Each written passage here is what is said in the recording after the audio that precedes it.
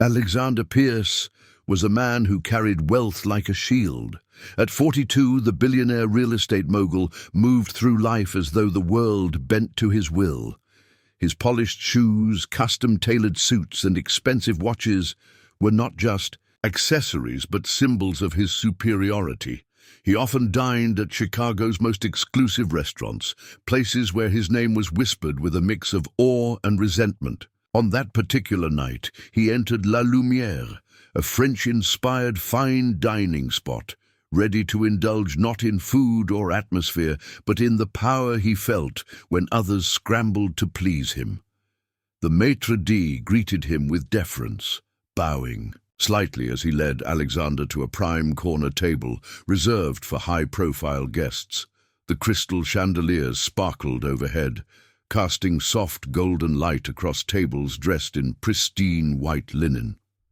Alexander took his seat, leaning back as, though the room belonged to him, he ordered a glass of Bordeaux before even glancing at the menu, his impatience clear.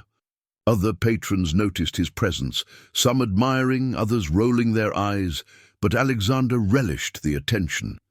To him, every space he entered became another stage where his wealth and arrogance took the spotlight. Emily Carter, a 26-year-old waitress, approached his table with practiced professionalism. She wore the crisp black-and-white uniform of the restaurant staff, her hair neatly tied back, her smile warm but measured. Emily had been working at La Lumière for over a year, balancing double shifts to pay rent and care for her ailing mother and younger brother. Her days were long, her feet often sore, but she carried herself with grace. She didn't see customers as dollar signs, but as people. That night she noticed the billionaire's piercing gaze before she even reached his table. "Good evening, sir," she greeted softly, placing the leather-bound menu in front of him. Alexander gave her a fleeting glance, his lips twitching into a smirk.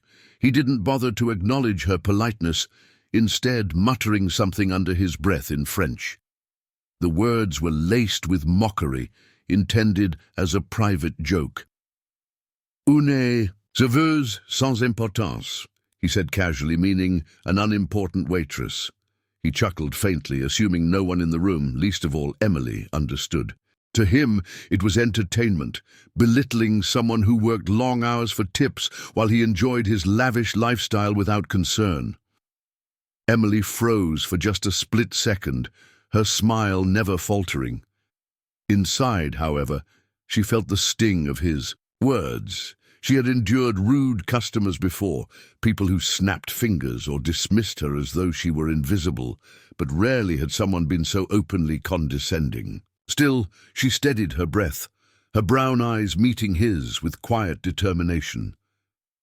She didn't let on that she understood his insult, instead maintaining her calm demeanor. Years of hardship had taught her not to react too quickly, but she already knew in her heart that she wasn't going to let his mockery pass unanswered.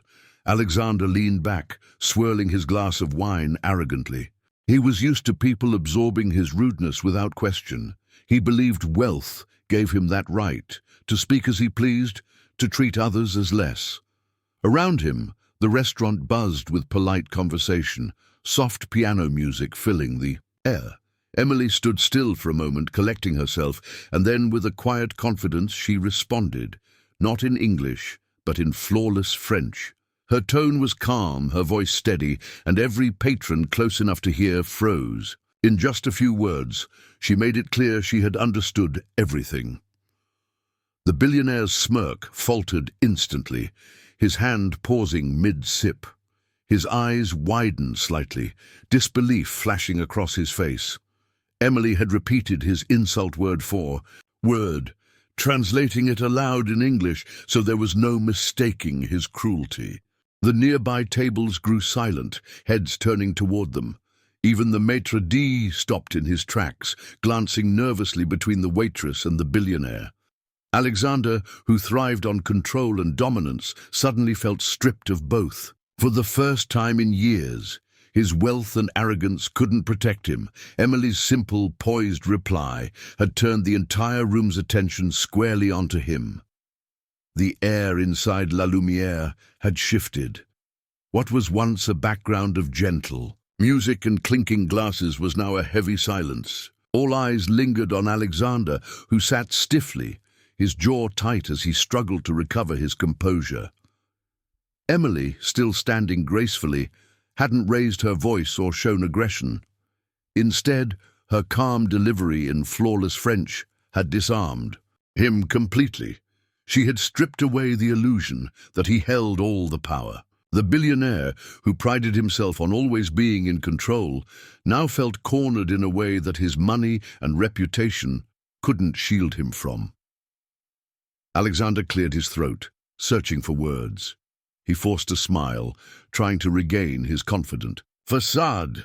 Impressive, he muttered, though his tone carried no warmth. He had underestimated her entirely, assuming her role as a waitress defined her intelligence or education.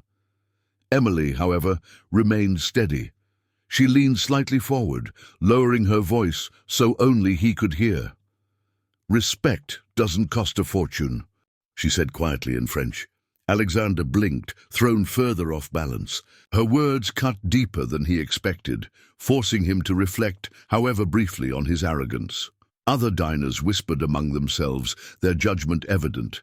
Some nodded approvingly at Emily's courage, while others watched Alexander with thinly veiled disdain. For once, the billionaire's wealth didn't buy admiration, it bought scorn. He realized he had to choose between escalating his arrogance or conceding, something he rarely did. Emily stood poised, waiting for his order, her professionalism unshaken. Despite the humiliation he felt, Alexander finally exhaled and opened the menu. "I'll have the filet mignon," he said curtly. But his voice lacked its usual authority. The interaction had changed something fundamental. The room's balance no longer revolved around him. Emily wrote down his order with her usual composure and left the table, her steps light, but her heart racing. She wasn't the kind of person who sought confrontation, but she also wasn't someone who would allow disrespect to go unanswered. When she disappeared into the kitchen, Alexander sat back, staring into his wineglass. For the first time in a long while, he felt small, not because of who she was, but because of who he had chosen to be. Her words echoed in his mind, reminding him that respect was something he rarely gave, yet desperately craved. When Emily returned with his meal, she placed it carefully before him, her demeanor unchanged. She didn't gloat or show satisfaction, only quiet professionalism. Alexander studied her more closely this time. He noticed the weariness in her eyes, but also the strength beneath it. She wasn't just a waitress trying to make ends meet. She was a woman, carrying responsibilities, someone with dignity he had failed to see. For once, he felt compelled to break the silence with sincerity. "Thank you," he said softly, his tone carrying genuine respect. Emily nodded, offering the faintest smile before stepping away again. As dinner progressed, Alexander found himself unusually reflective. He ate slowly, watching the other diners interact with the staff, realizing how easily he had dismissed people who served him. His wealth had isolated him, feeding arrogance instead of humility. By the time he finished his meal, he knew he couldn't leave the night as it began. Calling for the maître d', he quietly arranged to cover the bills of every table in the restaurant, instructing it be done anonymously. Before leaving, he also slipped an envelope to Emily with enough money to ease her burdens, this time without arrogance.